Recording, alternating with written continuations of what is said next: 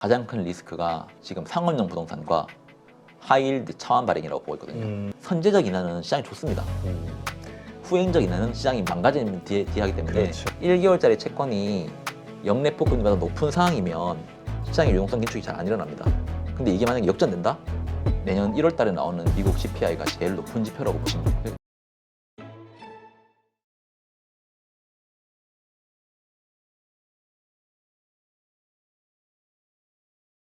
그러면 그 말씀하신 리스크 요인들 한번 볼까요?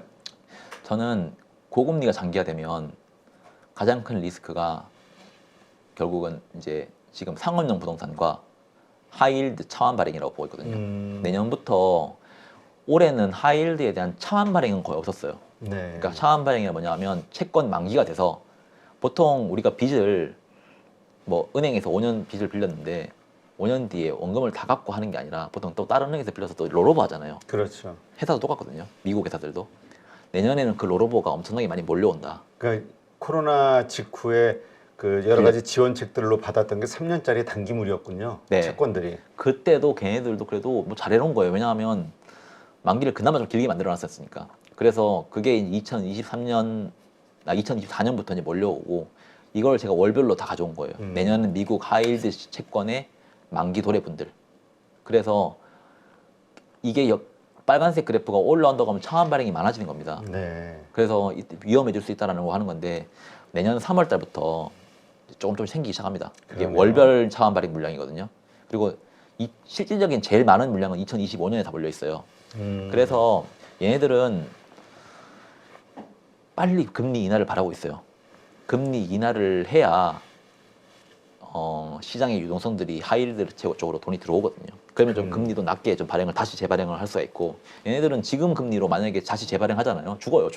그러니까 그때 지금 뭐, 10% 넘거든요. 예, 좀비 기업들 이야기들 많이 나왔잖아요. 정크펀드. 네. 예. 이자를 갚을 수 없을 거야 아마. 그래서 지금은 3% 4%에 다 돈 다 땡겨놨었어요. 당시에는. 그리고 지금 뭐 몇 년간 지금 버티고 있는 거잖아요.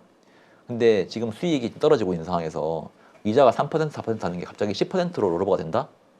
충격이죠. 네, 충격입니다. 그래서 얘네들은 빨리 지금 바라고 있고 연준도 빨리 해주고 싶을 거예요. 대신 이제 물가가 잡혀야죠. 그래서 이 모든 시나리오가 지금 다 빨리 돌아가야 되고 저는 그래서 이 하이힐드 시장으로 차환 발행이 일어날 거고 차환 발행이 일어나다 보면 어느 순간에는 좀 디폴트율도 올라올 수 있을 거라고 보고 있어요. 그래서 연준의 금리 인하가 지금 시장이 생각하는 것처럼 내년에 5회 인하가 된다고 하면 이거 그냥 이 리스크가 좀 많이 사라질 것 같습니다. 근데 그 정도 수준이 아니라 뭐 한 번이나 뭐 두 번이나 그러니까 고금리 자체가 네. 가져오는 후유증. 네. 그게 피할 수 그게 내년부터 없다. 시작될 거라고 보고 있어요. 그래서 이거 내년부터는 매우 중요하고 이게 만약에 문제가 되면 경착륙도 가능합니다. 그래서 이게 만약에 문제 돼버리면 연준이 아까 전에 말씀드렸듯이 제가 선제적으로 대응하는 게 아니라 뭔가 터져서 대응하는 후행적 대응이 될 수가 있습니다. 네. 그래서 금리는 빠질 건데 미리 우리가 인하를 해서 떨어뜨려 놓느냐 아니면 이런 게 문제가 돼서 금리를 인하를 하느냐의 차이인 거예요. 네. 그래서 선제적 인하는 시장이 좋습니다. 후행적 인하는 시장이 망가지는 뒤에 하기 때문에 그렇죠. 그래서 금리 인하가 시장이 안 좋은 게 아니라 금리 인하를 언제 하느냐에 따라서 타이밍이. 예, 금리 인하는 무조건 시장이 좋은 거예요. 왜냐하면 시장의 유동성을 풀어주는 거잖아요. 그렇죠. 예, 그래서 그런 측면에서 타이밍이 매우 중요하다고 보고 있습니다. 그리고요. 그리고 이거는 사실 이 장표 하나로만 좀 설명을 드려도 막 30분, 40분 해야 되는데 제가 빠르게 좀 말씀을 드려볼게요. 네. 지금 시장의 유동성 경색이 안 일어나는 가장 큰 이유가 연준의 역레포 계좌라는 게 있어요. 네. 그리고 미국 1개월짜리 채권 금리가 있어요. 지금 MF 입장에서 MF 단기 자금 시장 단기 자금 펀드 있잖아요. 그거는 MF에 돈이 막 계속 들어온다고 했을 때 MF도 어디 투자를 해야 되잖아요. 그렇죠. 역레포에 돈을 계속 투자를 하면 시장의 유동성이 긴축이 됩니다. 쪼그라듭니다. 그런데 역레포가 아니라 1개월짜리 채권에 투자를 하면 유동성이 그렇게 긴축이 안 일어나요. 그러면 1개월짜리 채권을 언제 투자하냐? 역레포에 투자 안 하고 1개월짜리 금리가 역레포 금리보다 높으면 돈이 당연히 이쪽으로 가겠죠. 그러면 그래서 실질적으로 1개월짜리 채권이 역레포 금리보다 높은 상황이면 시장의 유동성 긴축이 잘 안 일어납니다. 근데 이게 만약에 역전된다? 그러면 빠르게 시장의 유동성의 긴축이 일어날 수 있어요. 근데 지금은 1개월짜리 금리가 높은 상황이에요. 네. 그거는 뭐 단말기 보면 다 나오거든요. 그냥 1개월짜리 금리가 얼마냐고. 지금 영래포 금리는 미국 기준금리 하단 플러스 OBP입니다. 그럼 5.3% 주고 있거든요. 근데 1개월짜리 금리는 지금 5.35, 5.36 정도 돼요. 그래서 좀 높은 상황인데 이게 만약에 역전되면 그때부터 좀 조심해야 돼요. 그래서 이거는 꼭 그냥 보시라고 말씀드릴 것 같고 이게 언제 역전되냐면 갑작스러운 금리 인하할 때. 갑작스럽게. 경착륙, 그게 경착륙. 그러니까 뭔가 생각한 갑작스럽게 뭔가 안 좋아지는 상황이 터지면서 거기에 대응해서 빠르게. 네. 그러니까 역시 후행이네. 네, 후행. 선행이라고 하면 1개월 가만히 있는데 기준금리만 인하를 먼저 할 거 아니에요. 그러면 1개월 금리가 계속 높은 상황으로 유지되거든요. 근데 뭔가 상업용 부동산이든 하이힐드가 터져가지고 1개월 그러니까 그럴 때는 이제 시장이 빠르게 뭔가 이게 경착륙이 일어나면서 이 둘이 막 수익률이 역전되고 막 하거든요. 네. 그때 유동성 경색이 좀 일어날 수가 있습니다. 그래서 그런 측면에서 이 금리를 좀 잘 비교를 하면 언제 유동성 경색이 일어나는지 안 일어나는지 우리가 지금은 조심해야 되는지 지금은 그냥 단기 조정인지 이게 장기 조정이 될 수 있는지를 좀 판단하는 근거가 될 수 있을 거라고 보고 있어요. 네, 그렇군요. 네. 요거는 뭐 어려운데 넘어갈까 말까 하다가 아주 쉽게. 네. 옛날에 3개월 라이보 금리가 네. 미국채 3개월 금리 대비해서 금리가 너무 많이 올라가면 이게 유동성 경색이라고 그 트레이더들은 많이 했었거든요. 왜냐하면 라이보 금리는 은행 간 거래하는 금리고 그렇죠. 미국채 3개월 금리는 국채 금리잖아요. 당연히 이게 높은 건 맞는데 일정 수준 간의 그 간극으로만 움직여야 되는데 갑자기 올라간다? 그러면 은행 간에 돈 빌리기 어렵다는 거예요. 그렇죠. 근데 지금 라이보 금리라는 게 사라졌어요. 지금은 이제 소퍼라고 해서 SOFR이라고 한 1일물짜리 금리를 지금 라이보 대신 하고 있거든요. 그러게 진짜 예전에 라이보 우리는 그냥 리보 금리라고 보통. 그러니까 리보, 한국으로 하면 CD, CD. CD 금리. 그러니까 CD 금리가 국채 금리보다 높은 건 맞지만 이게 뭐 100bp 놓고 이러면 안 되잖아요. 그러니까 막 10% 놓고 이러면 안 되는데 뭔가 문제가 생기면 은행끼리도 돈을 안 빌려주고 하기 때문에 국채 금리는 가만히 있는데 CD 금리는 올라갑니다. 네. 근데 그거랑 똑같은 개념이거든요. 그 지금은 SOFR이라고 해서 소파라고 하는데 이 소파 1일물 금리가 미국의 기준금리 대비해서 갑자기 과도하게 올라간다? 그러면 유동성 경색 그 지표예요. 그래서 네. 이것도 좀 같이 한번 보세요. 그래서 제가 세 가지 말씀드렸는데 하이힐드 그리고 1개월 금리와 영래포 금리 마지막으로 소퍼 금리와 미국 그 EFFR이라고 해서 미국 기준금리 중간 수준 그거에 대한 그래프를 계속 보시면서 유동성이 경색되고 있나? 하이힐드가 지금 안전하냐?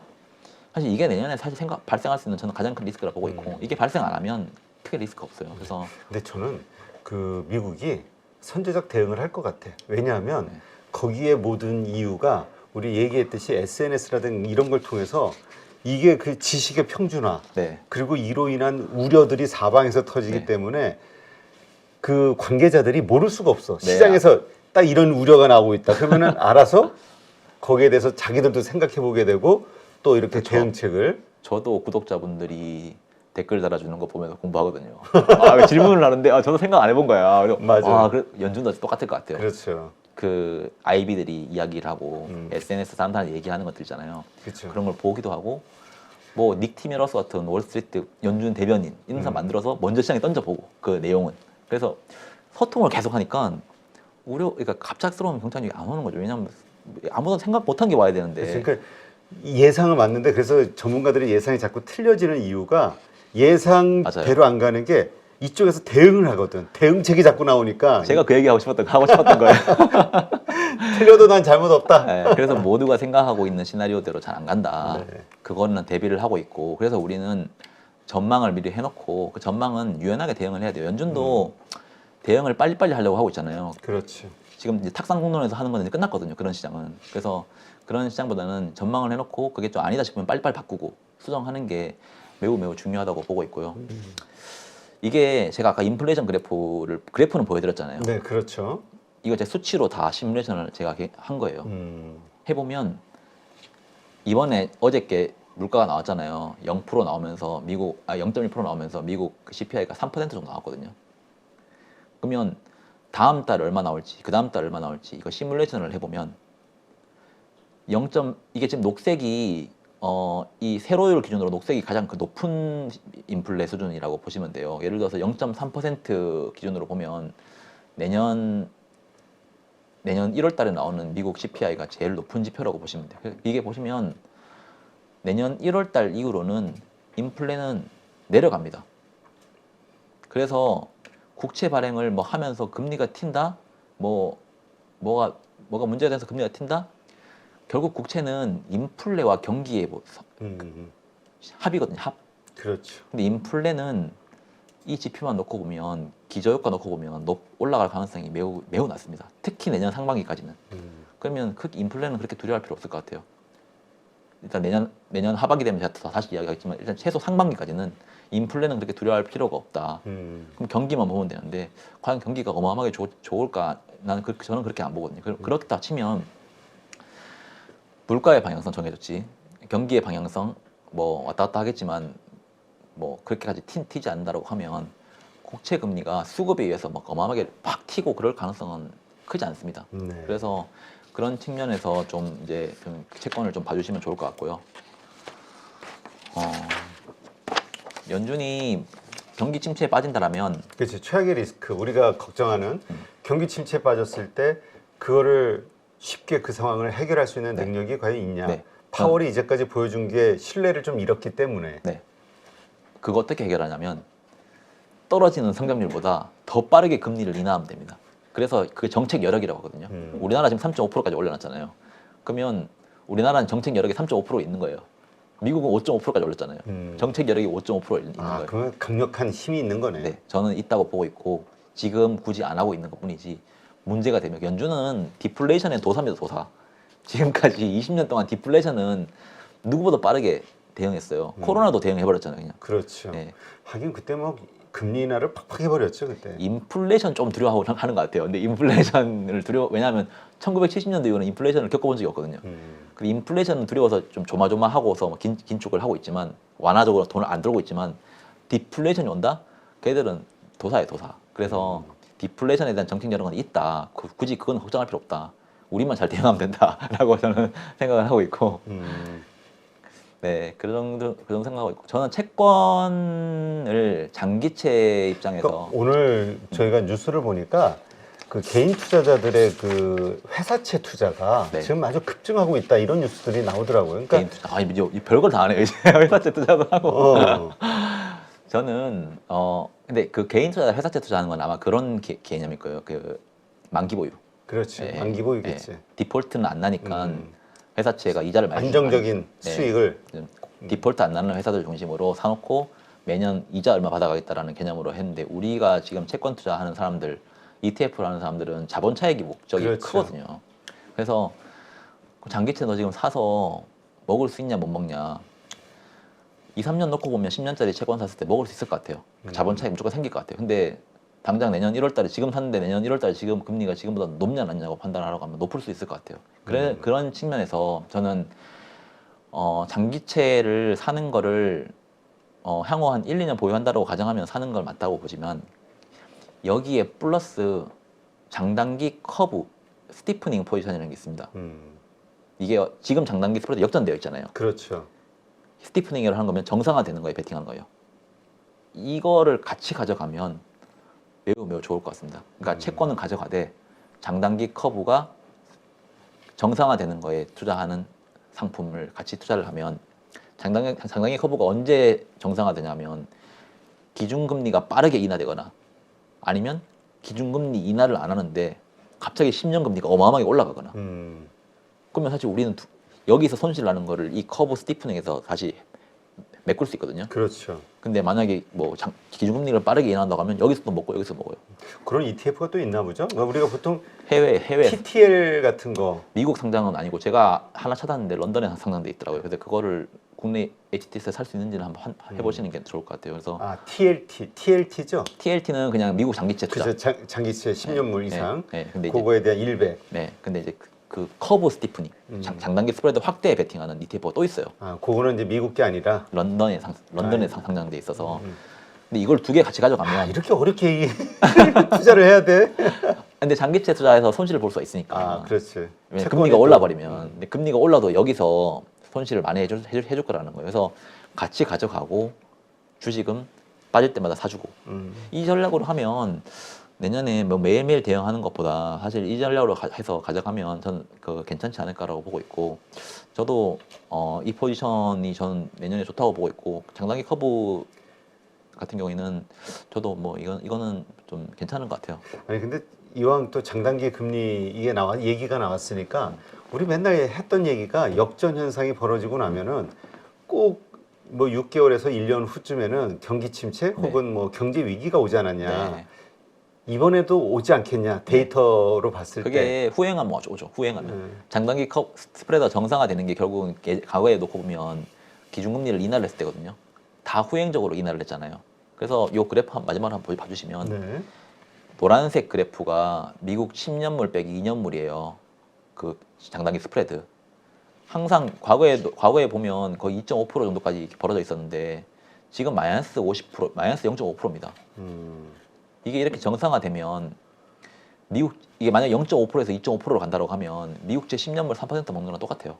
그래서 그 수익률이 낮진 않거든요. 그래서 이런 측면에서는 이 스프레드가 실질적으로 저는 채권 프랍 트레이딩을 좀 오래 했었는데 이게 사실 주요 전략이에요. 주요 전략. 채권 트레이더들도 방향성의 베팅을 많이 안 합니다. 왜냐하면 양쪽 잘 그러니까 맞추기 해지를 좀 어려우니까. 해야 되니까. 이런 스프레드 베팅 많이 하고 스프레드는 항상 정상화되거든요. 그래서 그런 측면에서 좀 이런 것들을 좀 같이 봐주시면 저는 같이 가져가는 게 제일 좋은 것 같아요. 특히 내년에는. 그래서 그런 측면에서 좀 이런 포트폴리오를 좀 추천을 해드리고요. 네. 마지막으로 이 회사채 아까 전에 그 개인들 회사채 많이 투자한다 하셨잖아요. 그렇죠. 연착륙을 보면 그게 맞아요. 주식보다 회사채가 앞으로 더 좋을 것 같아요. 그렇죠. 경착륙을 보면 회사채 박살납니다. 그러니까. 네, 그래서 연착륙을 보면 회사채부터 좋아지고 그 다음 주가가 좋아져요. 내년에 연착륙이라고 하면 회사채부터 빠르게 수익을 얻고 그 돈을 팔아서 주식 사도 늦지 않아요. 근데 경착륙을 보면 주식과 회사채 같이 박살나고 국채만 살아남는. 그래서 내년에 경기를 좀 어떻게 보느냐에 의해서 회사채를 투자하냐, 주식을 투자하냐, 국채를 투자하냐. 근데 만기 보유 개념이면 상관없을 것 같아요. 왜냐하면 뭐 매일매일 움직이는 거 그렇게 신경 안 쓰잖아요. 그렇지. 그 안에 뭐 정크 펀드에 포함되는 디폴트 좀비 기업들만 아니면 디폴트 만나면 되죠. 그런 거 투자하지 않을 거 아니에요. 그 파산하거나 그러면 진짜 뭐 파산하면 답 없지. 이제 우리 이혼 당하는 겁니다. 아니 결혼을 못 할 수도 있지. 파산하면 그치. 파산하는 것 정도까지 그런 채권을 사면 안 될 것 같고. 네. 그래서 하여튼 안정적으로. 네, 안정적으로 가시되 뭐 저는 국채가 제일 좋다라고 보지만 커브 스티프닝 같이 가져가시고 그리고 연착륙으로 도는 것 같으면 이제 회사채 그다음 주식 이렇게 가져가도 될 것 같고 주식은 당장 1분기만 놓고 보면 크게 나쁘지 않을 것 같아요. 그래서 조정되면 분할 매수 네. 대응하면 팔 수 있는 기회 또 올 것 같아요. 근데 2분기 때는 한번 보고 가자. 그러니까 접고 가자라는 개념으로 좀 할 수 있을 것 같고. 근데 확실히 지금 12월 달부터 12월 달까지 너무 많이 올라와서 지금 풀베팅에서 내년 1월 달 넘기십시오. 이거는 좀 추천하기 좀 약간 애매하더라고요. 그래서 너무 과도한 피보팅이 지금 베팅이 되었기 때문에 약간 조정될 수 있거든요. 네. 그럴 때 저는 뭐 매수 조건으로 하는 게 좋지 않을까. 그래서 저는 내년에 연준과 재무부의 이런 계획 경제가 성공을 할 것 같은데 그걸 좀 이게 지켜보면서. 실패를 하면 우리 모두가 우려하는 경착륙 시나리오가 올 수 있어요. 그래서 그런 것들은 좀 고민을 해가면서 지표를 좀 볼 필요가 있을 것 같다라고 하면서 좀 마무리를 좀 드리고 싶습니다. 네, 알겠습니다. 하여튼 뭐 약간 좀 어려운 내용들, 왜냐면 우리에게 익숙해 있는 어떤 투자 방식들이 아니고 또 잘 이야기하지 않는 그 주제들이기 때문에 좀 어려울 수 있는데 용어들부터 그래서 하여튼 이러한 거를 좀 반복해서 들으시면서 내년도 시장 어떻게 흘러가는지 한번 지켜보면서 대응하시는 것도 아주 큰 좋은 공부가 되지 않을까 이런 생각이 듭니다. 네, 오늘 어려운 자료로 어렵게 이야기해 주신 네, 좋은 인사이트 함께 해주신 중소기업중앙회 금융투자실의 성상영 과장님 고맙습니다. 네, 감사합니다.